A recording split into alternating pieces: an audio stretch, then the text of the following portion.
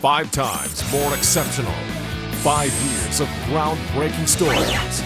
5 new digital movies. This is the Cinema One Originals 2009.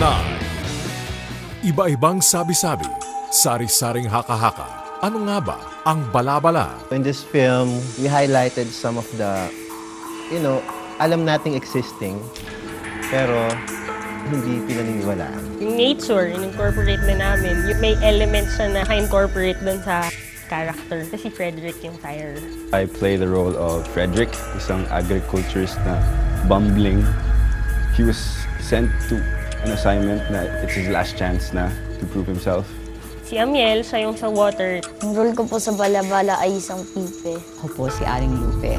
Yung nag-ampon, sila ng asawa niyang si Kawanito, silang dalawa yung nag-ampon dun sa bata. I played Kawanito, simple-minded na farmer na all he wanted was to have a family. Si Camarilla embodies the element of air kasi bumubulong siya sa hangin. Si Tangkobol embodies the element of earth. Isang mystery fantasy tungkol sa isang naiibang paglalakbay na siguradong kikiliti sa inyong imahinasyon. Hatid ng writer-director Melvin Brito. Yung ibang mga magic tricks, yung isang character, she does black magic or let's say, parang may mga bulong, may mga chants and all.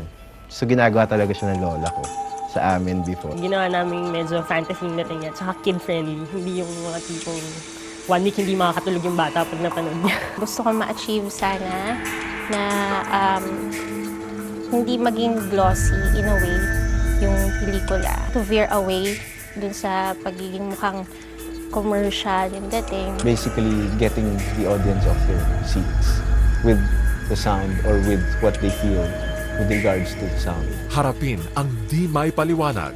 Tuklasin ang kwento sa likod ng isang paniniwala. Papaiyakin kayo, papatawanin kayo.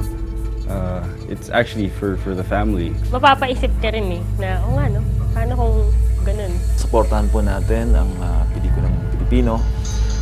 Balabala po. Official finalist for Cinema One Originals 2009. Balabala, this November. Huwag niyo pong kakalimutan. Maniniwala ka ba?